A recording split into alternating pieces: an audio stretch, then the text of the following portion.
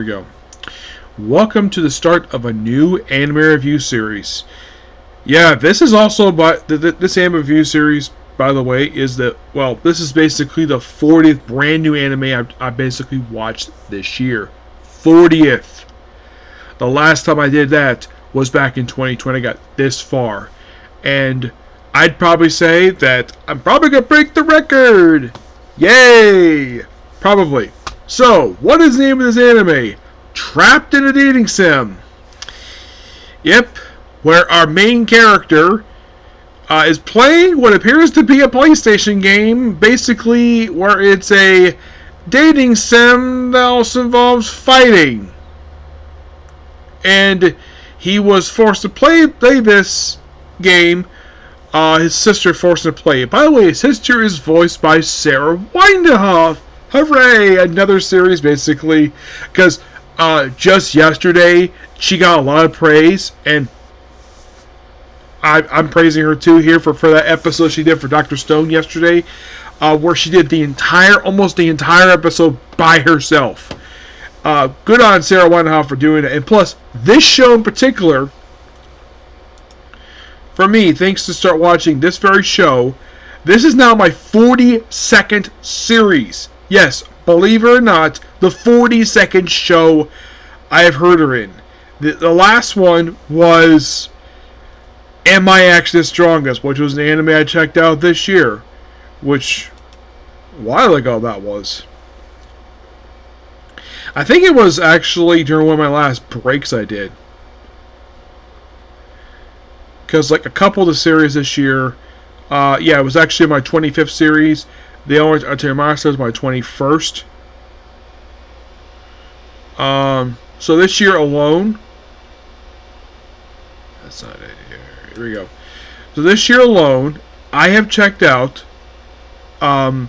series this year that she's done a voiceover in.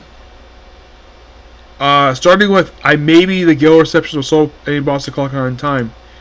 For this year in particular, this is 1, 2, 3, 4, 5, 6.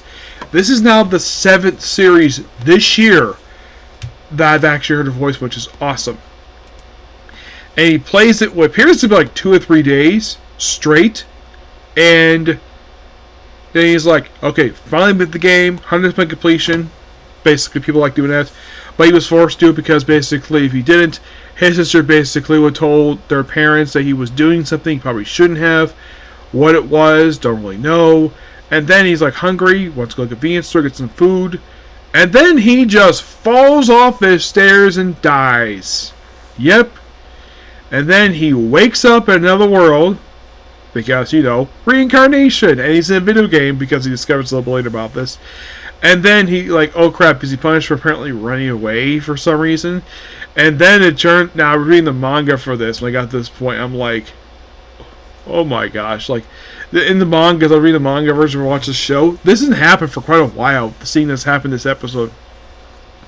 So, here's kind of basically what happened. So, we see his evil stepmother, which of course years later because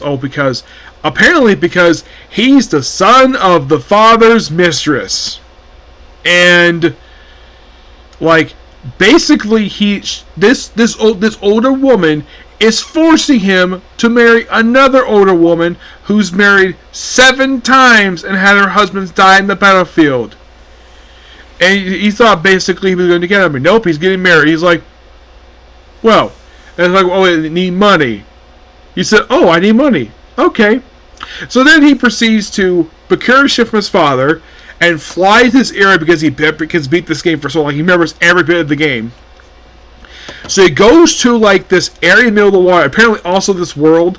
Get this. So it's floating islands and it's a dating sim. Before I continue here, the main protagonist thing, okay, so the protagonist, her name was Olivia, and she's voiced by Jade Saxton. Great voice actress. For me, this actually is the 36th series I've heard her in. Which, for this particular year, this is the 3rd series. I've heard her this year, which is interesting. Yes. First it was Black Summoner, and then Cannon for Cooking the World, my third skill. Now it's Trapping and Eating Sim. And we meet basically our other characters here. We meet Julius, who's voiced by Rico Pajaro. I'm like, okay, interesting. Here's the thing. I was not expecting him to be in a series for this year. Like, oh my gosh. Like, this year, I think this is like the 4th series this year. Let's see. Yeah, the first series with him this year was actually when he was the main protagonist of the 7th one. Why is there this one? Is also Firene, of course. Let's see. There is also the Apothecary Diaries, which was the 18th series. This is actually the 4th series this year. Overall, for this year, this is actually the 38th series this year. I heard him in. Yes. And they were introduced to his entourage. There was Joke, who was voiced by Ian St. Clair. I'm like, yeah, I know that voice. That's Ian St. Clair. Yeah. And, how many series for him? 32. Yep, 32. And the last series I heard him in was actually The Underworld Tier Meister and Demon Lord 2099. Yep. His other party members, there is Brad Field, and he is voiced by Justin Brenner. There is also Chris Arcolite. He's voiced by Eric Vale. And Greg Fowl-Solberg. He's voiced by Clifford Champton. He's awesome. Eric,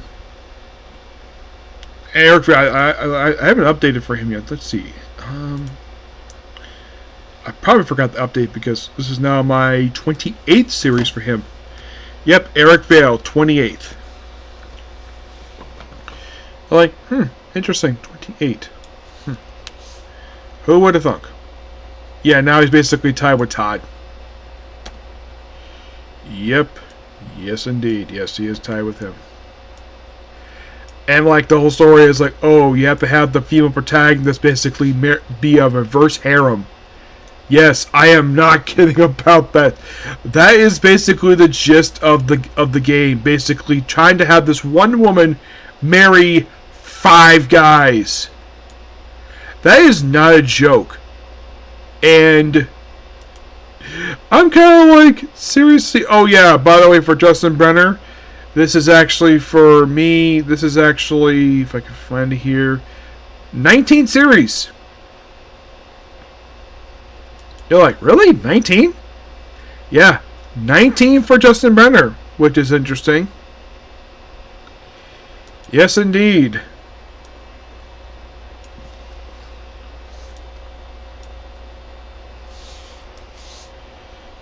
Yeah.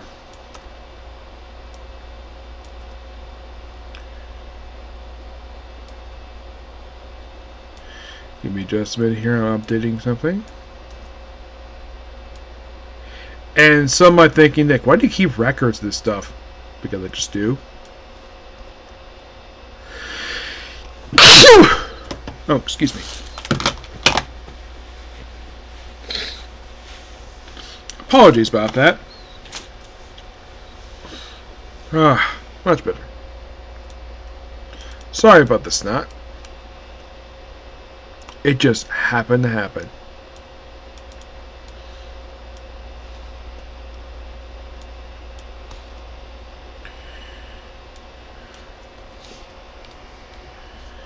Come on. Thank you.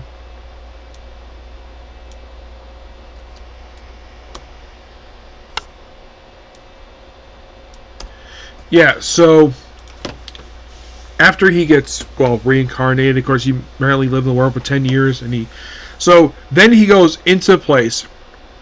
Then he gets in like, oh, this is like purely sci-fi. It's like a loading dock. After first into what appears to be like a laboratory. Something of future sci-fi stuff where Century Robot takes everyone with electronic bullet, very easily. And despite being a robot, there's no leg to this thing. So then he steals a name badge off of a dead scientist. Then he goes to the hangar where he finds the ship he actually bought in the game. And he's here for purchase. And then he takes another Sentry robot, so he's a little stronger, where he fires magic bullet. That doesn't work. Fires magic grenade, doesn't work. Then he tries a real grenade that does work.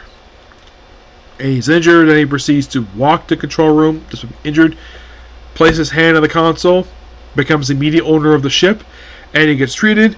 And of course, his stepmother is like, "Oh, he's dead. He gets been gone for 3 months. No word." And he comes home, and he comes home with a boatload of treasure, all his. So bye. And apparently, he bought himself an island. He built himself a house. But apparently, because he's got an unknown dungeon, and the fact he raided it, he immediately is not named a baronet. He's named a baron, which is something he wanted. He wanted to live in peace. Which also, like, is the series trying to copy Am I Actually the Strongest? Who knows? But at least that one is not a reincarnated video game, that one. So, then, of course, he goes to school, and then he just happens to see the male love interest, and then he sees Olivia. There's also Angelica. Yeah, she was one of the girls there who was a rival for the love of Julius. Angelica, of course, is voiced by Krista McGuire. You're thinking, wow, Krista McGuire. Yes, and now my 24th series I heard her in this year. Overall, anyways. This year is only the second series I heard her in. The last one was Camp for Cooking Another World with Sir Skill. Yep. And she's like the daughter of a duke, and she really wants to be with Julius, but then, of course, then you see, like, Olivia turned aside, like, something's weird happening, and then apparently there's this woman with, very petite woman basically pining for Julius, and Julius is very interested in her, not the other girl. They also have a little tea party thing here. Oh, this girl is Marie, and she apparently, according to Leon, that's his reincarnated character, she is not from the game, and he still thinks Olivia is the protagonist. But don't worry, he will find out soon enough for that. And like, oh, you gotta go to a tea party, get yourself some girls, because you gotta go to this academy, get yourself a wife. Of course, basically. Oh boy. So, then he gets taught how to properly host a tea party, thanks to this tea party class. And he puts on a nice suit, rents a nice room, has some snacks, some tea, and some girl pops by, thinks tea's okay, snacks a little better, and of course they're stopping by on the way to another tea party she's going to. And then we see Olivia being bullied by other girls, purely because that she's a commoner. Yeah, and of course the main character's like, I hate, basically. He's like, I despise how noble street people not like them. So he invites her to his tea party, and she loves the snacks. And then he goes visit his sister, who they do not get along at all. And give advice like, buy snacks. He pays for it because, like, wow. And his reaction is like, well, it's like, no wonder why you don't talk to me, because you owe me money. Yes, because apparently because he's rich, so his sister basically takes his money. So, then later on, they go what appears to be like a dungeon raid. Actually, exploration class, where he works with Olivia. Angela still wants to be with Julius, despite the fact he wants Marie. So, Marie goes off with Julius and his 5 bodyguards, aka the 5 love interests. Angela follows them, and of course, Olivia goes with Leon. Leon, of course, takes on a bunch of spiders, not spiders, ants, giant ants, and then he takes care of a monkey who bites him. Angela's like, yeah, now basically we'll take care of the rest, after he basically did your dirty work, you jerk. And then, of course, he gets slightly wounded, so Marie proceeds to heal him, and then Olivia heals Leon. Angela has no idea who to go to. I think she should go to Leon because he's a lot more nicer. to women than basically Julius. At least Julius is only interested in like one girl. I think in the case of Leon, I don't think he cares how many women he has had because he basically forms his own harem if he wants to. And those of you curious, I have read the light novel. I'm currently reading the light novel, but I have read the manga, all 68 chapters. A lot of fun. I don't think basically that the anime covers the whole thing. Nope. And I do know, yes, I do know this one's been greenlit for season 2. Yep, that is coming. When? Don't know yet.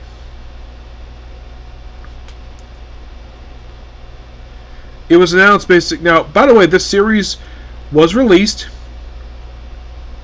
I'm trying to find it here. Okay, it was released actually back in 2022. It was made by a company known as ENGI, known as Entertainment Graphic Innovation, or Studio EGI. They are apparently a subsidiary of Cooperation. And the shows they worked on, aside from this one, well, actually, I have seen a couple shows they worked on. Uzuchan Hangout. The Detective's already dead. And that's it. Yeah, this is only like the third show. I kind of wish, basically, Uzuchan Hangout, I kind of wish this one would get a third season, because I like that first season. It's just by sheer coincidence that you have Jade Saxton and Rika Fujaro, both on the same show again, from the same studio. They're like, what? Yeah, seriously. And by the way, Jade was also in Detectives Already Dead. They're like, wow. Yeah, by the way, it's just by sheer coincidence that for these shows, Detectives Already Dead, Uzuchan Singh, and Trap Jason, that Jade Saxton just happened to be in all 3 of these shows playing lead characters. Rico's in 2 of them. Yeah, that just by sheer coincidence happened like that. But yeah. By the way, Uzuchan Hangout, that was actually only the second series of the show the studio created. The first series that they worked on was actually made a year after the company was first founded, called Kamino Muchi Rise Up. Yep. Another isekai that is on Crunchyroll.